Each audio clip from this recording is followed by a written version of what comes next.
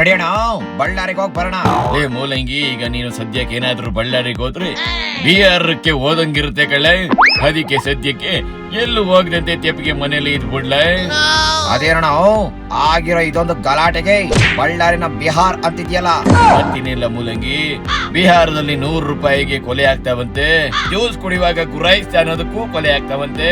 ಹಾಗೇನೆ ಬಿಹಾರದಲ್ಲಿ ಮನೆ ಮನೆಗೂ ಕಂಟ್ರಿ ಬಿಸ್ತೂಲ್ಗಳು ಸಿಗ್ತವೆ. ಬಳ್ಳಾರಿನಲ್ಲಿ ನಿನ್ನೆ ಆಗಿರೋದನ್ನ ನೋಡಿದ್ರೆ ನನಗೆ ಯಾಕೋ ಬಿಹಾರಕ್ಕಿಂತ ಬಳ್ಳಾರಿನೇ ಅಧ್ವಾನ ಅಂತ ಅನಿಸ್ತಿದೆ ಕಳ್ಳೆ.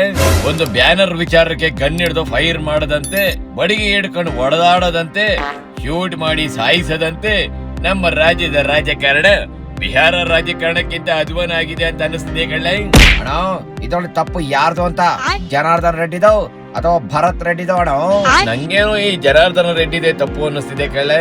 ಸುಮ್ನೆ ಇರ್ಲಾರ್ದೆ ಅದೇನೋ ಮಾಡ್ಕೊಂಡ್ರು ಅನ್ನೋ ಹಂಗೆ ಇವ್ರು ಮಾಡ್ಕೊಂಡಿದ್ದಾರೆ ಅಂತ ಅನ್ನಿಸ್ತಿದೆ ಕಣಪ್ಪ. ಈ ಗಲಾಟೆ ಆಗಿರೋದು ಯಾವ್ದಕ್ಕೆ? ಬ್ಯಾನರ್ ವಿಚಾರಕ್ಕೆ. ಅವ್ರೇನು ಇವ್ರ ಮನೆ ಗೋಡೆಗೆ ಏನಾದ್ರು ಬ್ಯಾನರ್ ನ ತಗೊಂಬಂದ್ ಹಾಕಿದ್ರಲ್ಲ, ಮನೆ ಎದುರಿಗಿನ ರಸ್ತೆನಲ್ಲಿ ಬ್ಯಾನರ್ ಹಾಕಿದಕ್ಕೆ ಇವ್ರ್ಯಾಕ್ ಅದನ್ನ ಕಿತ್ತು ಬಿಸಾಕ್ಬೇಕು? ಏನ್ ಮಾತಾಡ್ತಿದ್ಯೋ? ನಿನ್ನ ಮನೆ ಮುಂದೆ ನಿನಗೆ ಆಗದೆ ಇರೋ ಫೋಟೋ ತಗೊಂಬಂದ್ ಹಾಕಿದ್ರೆ ನೀನೇನ ಮಾಡ್ತೀಯ? ಸಿಂಪಲ್ ಕಳ್ಳೆ, ಕಣ್ಣಿಗೆ ಕೂಲಿಂಗ್ ಗ್ಲಾಸ್ ಹಾಕೊಂಡು ಓಡಾಡ್ತೀನಿ. ಈ ರೆಡ್ಡಿನೂ ಅಷ್ಟೇ ಮಾಡಿದ್ರೆ ಆಗಿರೋದು. ಇಲ್ಲ ಅದನ್ನ ಮಾಡಕ್ಕೆ ಆಗಿರ್ಲಿಲ್ಲ ಅಂತಂದ್ರೆ 1 ವಾರ ಗಂಗಾವತಿಲಿ ಇದ್ದು ಜನರ ಸೇವೆ ಮಾಡಿದ್ರೆ ಇನ್ನೂ ಒಳ್ಳೇದಾಗ್ತಿತ್ತು ಕಳ್ಳೆ. ಅದನ್ನ ಬಿಟ್ಟು ಈ ಬ್ಯಾನರ್ ಕಟ್ಟಿರೋ ಜಾಗದಲ್ಲಿ ಮೈನಿಂಗ್ ಇದೆ ಅನ್ನೋ ರೇಂಜ್ಗೆ ಬ್ಯಾನರ್ ಕಿತ್ತಾಕಿದ್ರೆ ರೂಲಿಂಗ್ ಪಾರ್ಟಿಯಲ್ಲಿರೋರು ಇವ್ರನ್ನ ಸುಮ್ನೆ ಬಿಡ್ತಾರಲ್ಲ. ಈ ಜನಾರ್ದನ ರೆಡ್ಡಿಗೆ ಮತ್ತೊಂದು FIR ಬೇಕಿತ್ತ ಹೇಳ? ಹಂಗಿದ್ರೆ ಇದ್ರಲ್ಲಿ ರೆಡ್ಡಿದಷ್ಟೇ ತಪ್ಪೈತೆ ಅಂತ ಅಂತೀಯ? ನಾನು ಹಂಗ ಹೇಳಿಲ್ಲ ಕಳ್ಳ. ಈ ಭರತ್ ರೆಡ್ಡಿ ಬಾಯಲ್ಲಿ ಬೆರಳಿಟ್ರು ಹಚ್ಚದೇ ಇರುವಷ್ಟು ಏನು ಸಾಧು ಅಲ್ಲ ಕಳ್ಳ.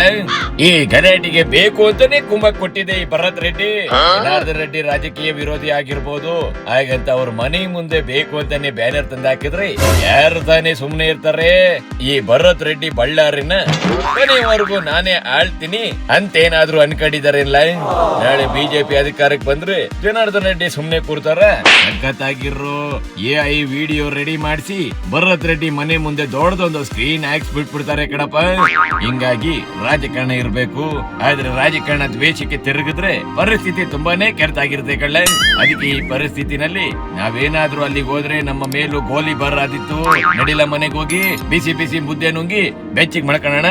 ಶಿವನೇ ಶಂಭುಲಿಂಗ.